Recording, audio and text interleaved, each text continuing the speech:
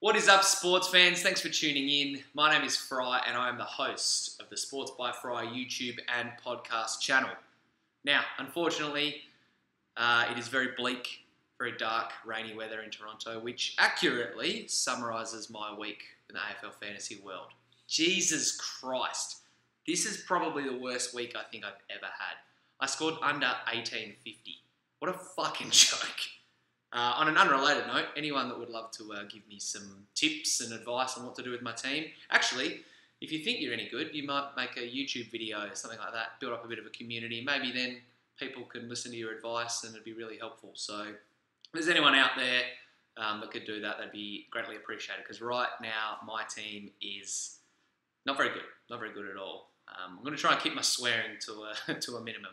It's really hard to try and move up the rankings when you only have 3 players out of 22 who scored 100, one of which was a goddamn rookie. I could talk about it for hours. My team did crap, but I'm not here just to talk about my team. I'm going to talk about the whole round 5 action, summarise a couple of the players who did perform well, and identify a few trade targets, as well as the guys who make up the majority of my team and are on the way out the door.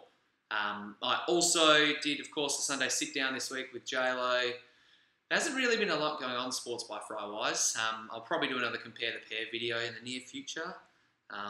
Once again, I've had a pretty busy work schedule, so I'm going to try and at least do one video in the middle of the week, and then I'll do my fantasy wrap-up and probably another one on the weekend. So stay tuned. Of course, you don't have to get all your news from the YouTube or podcast channels. You can tune in at sportsbyfry.com to read all my latest articles as well. So let me dive in and dissect my team and the abysmal score from round 5. So, ladies and gentlemen, as you can see, my ranking is now outside the top 27,000. Yeah, this is definitely rock bottom. This is the worst I've been in a while. I do have a lot of money saved up in my bank, so hopefully I can make a couple of smart moves this week and cash in points-wise, so I can start moving back up the standings. I don't really know where to start. I think Luke Parker's a goner, but I'll talk my trades in a minute. Let me roll through my scores. For those tuning in via the podcast, this is also a YouTube video, so if you search Sports by Fry in YouTube, you can see I'm interactively showing my team at the moment. So, in my backline, funnily enough, my backline's been amazing all year, but the rest of my team's a shambles. Rory Laird, 89, is probably below what we expected, but it's not too bad. Jake Lloyd, 89. If he averages 90 for the rest of the year, I'm not going to complain about that. Luke Ryan had 82, solid. And then my 3 rookies, Finlayson, Doherty, I still don't know. I should probably learn his name. And 69 from Sam Murray. So the 3 of them scored well. And then Alex Pearce is good for somewhere between 40 and 50 in case of a late out. So my back line, I'm pretty happy with. To be honest, Zach Guthrie, who's taking up my D8 spot at the moment, might go just so that I can try and build a bit more bank. But we'll see what happens. Next up, my mids. Tom Mitchell, another 83 as my captain. Not great, but what really let me down was the likes of Gibbs and Sidebottom. In my trades between round 4 and 5, I brought Gibbs and Sidey in, and they both bossed it in round 4. Between rounds 3 and 4, I brought in Gibbs and Sidey. Both did really well, so I was expecting the same thing in round 5. Nope. They both scored under 77. Well, technically, Sidey scored 77. Gibbs, 65, not good enough. As I mentioned, Luke Parker, who had 73. See you later, mate.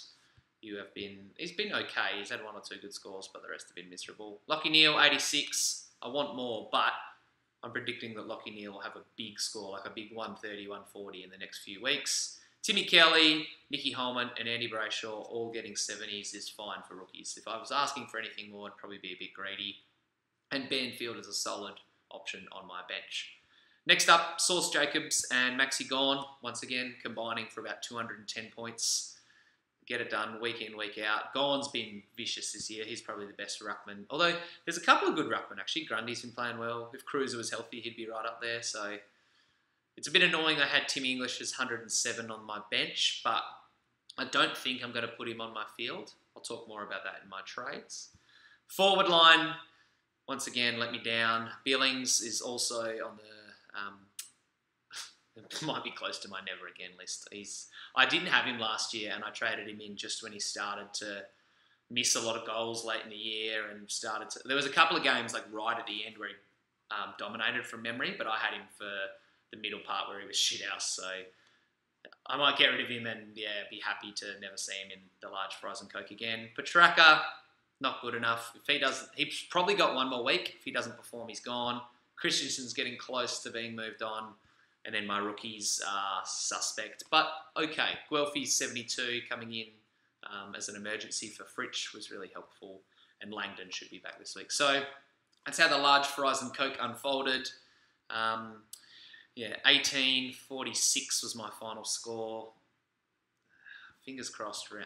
I swear I say this every week, but fingers crossed my trades in between this week and next week will solve those issues. But I'm starting to give up hope.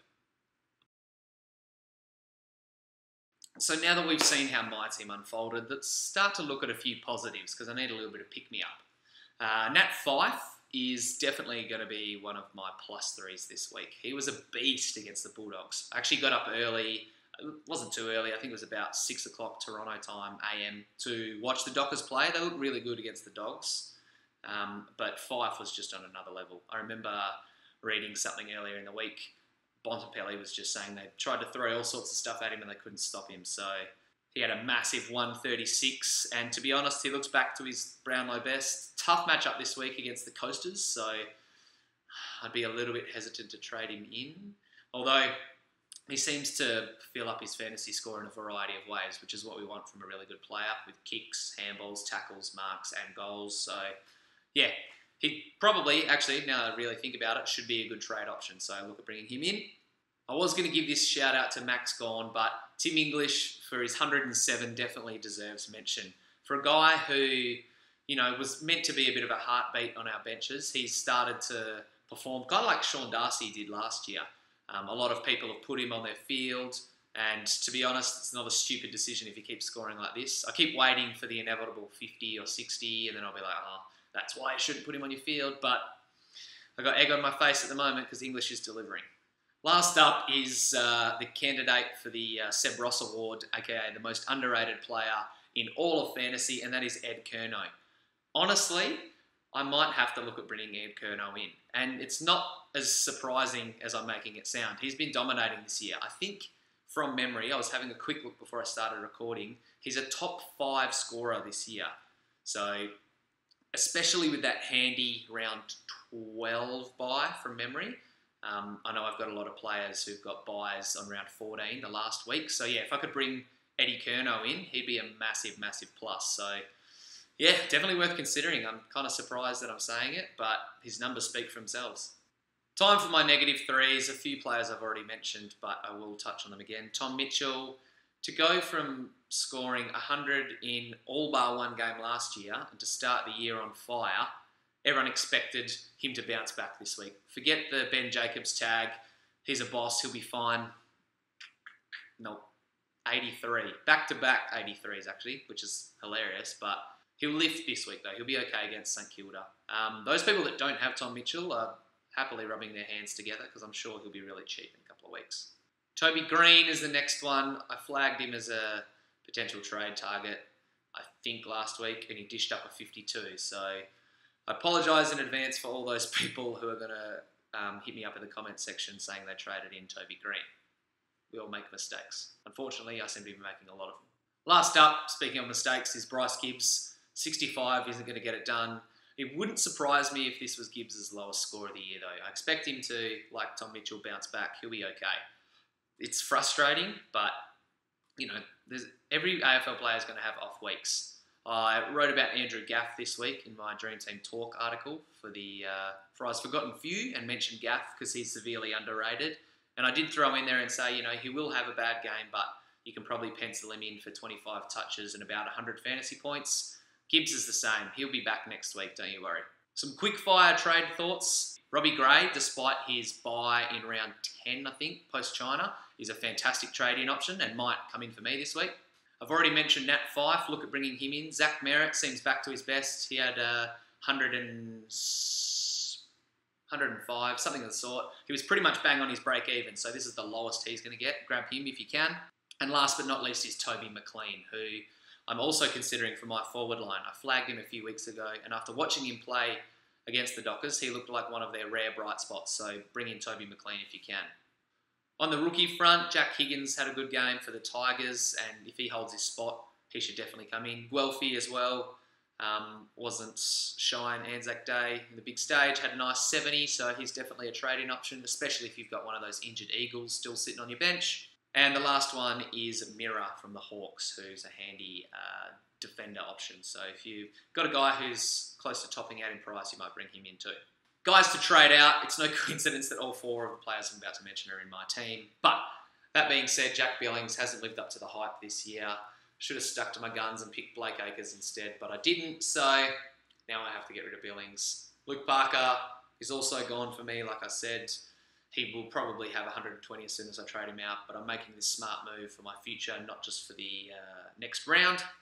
Christensen and Petrarca are two mid-price guys who I started with, and I know a lot of other coaches did. Christensen saw a bit of a bump in his price, and I think he's kind of tapped out now. He's not going to have a lot more growth, so he's going to be moved on. Petrarca, I'm not too sure about. If he has a massive score this week, I might be tempted to keep him for another week, but to be honest, overall, he hasn't looked super impressive and taken the next step in his game, so he's another one that's probably going to go. There aren't too many popular rookies who've topped out in price.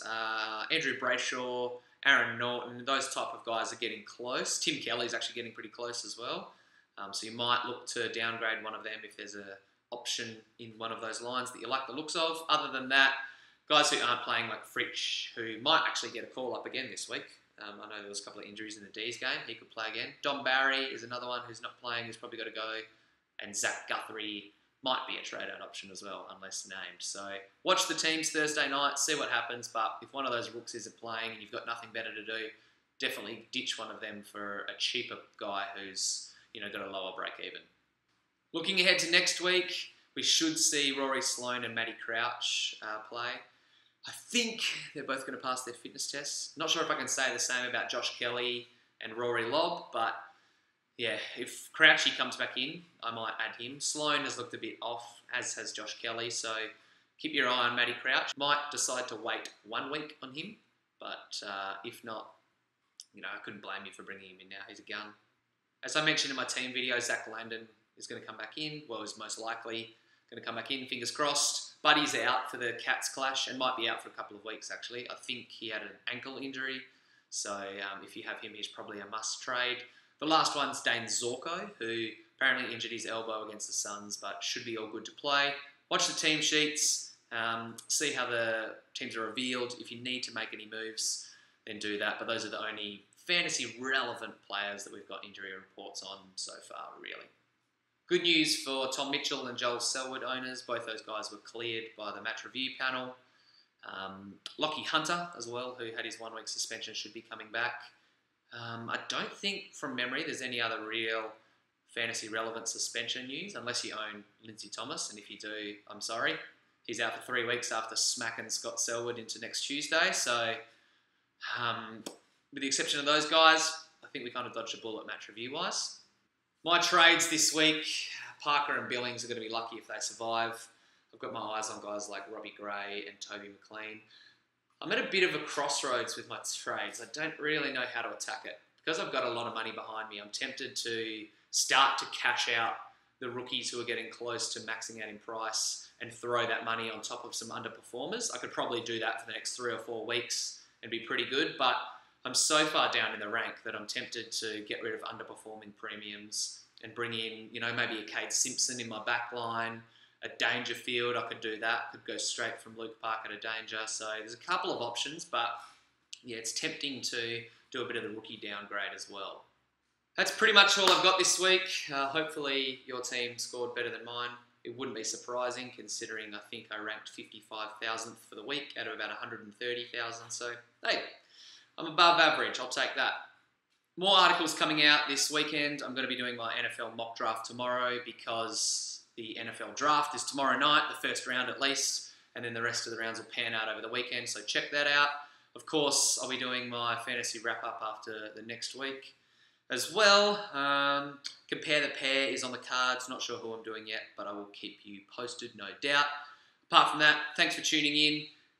Big game 5 tonight. Go Cavs. Go Dockers in the Derby. And until next time, peace.